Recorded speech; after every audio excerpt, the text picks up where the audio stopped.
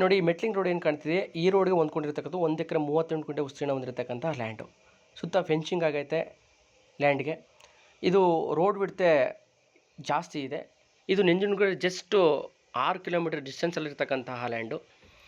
ಇದು ರೈಟ್ ಬಂದುಬಿಟ್ಟು 56 ಲಕ್ಷ ಹೇಳ್ತಾ ಇದ್ದಾರೆ ಎಕರೆಗೆ.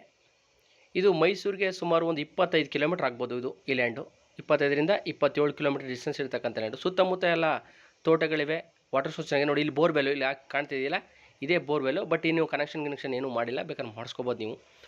ಜನರಲ್ ಪ್ರಾಪರ್ಟಿ, ಪರ್ಚೇಸಿಂಗ್ ಪ್ರಾಪರ್ಟಿನ ಹೌದು, ಡಾಕ್ಯುಮೆಂಟ್ಸು ಕ್ಲಿಯರ್ ಆಗಿದೆ. ಯಾರಿಗಾದರೂ ಇಷ್ಟ ಇದ್ದರೆ ಕಾಲ್ ಮಾಡಿ. ಹೆಚ್ಚಿನ ವಿಷಯಕ್ಕೋಸ್ಕರ ಮೇಲೆ ಡಿಸ್ಪ್ಲೇ ಆಗ್ತಕ್ಕಂಥ ನಂಬರ್ಗೆ ಕಾಲ್ ಮಾಡೋದ್ರ ಮುಖಾಂತರ ತಿಳ್ಕೊಬೋದು.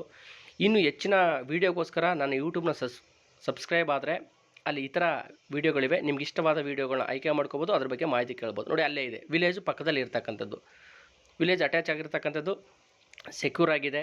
24/7 ಕರೆಂಟ್ ಯೂಸ್ ಮಾಡ್ಕೋಬೋದು ನೀವು. ಯಾರಿಗಾರು ಇಷ್ಟ ಇದ್ದರೆ ಕಾಲ್ ಮಾಡಿ. Thank you for watching my video.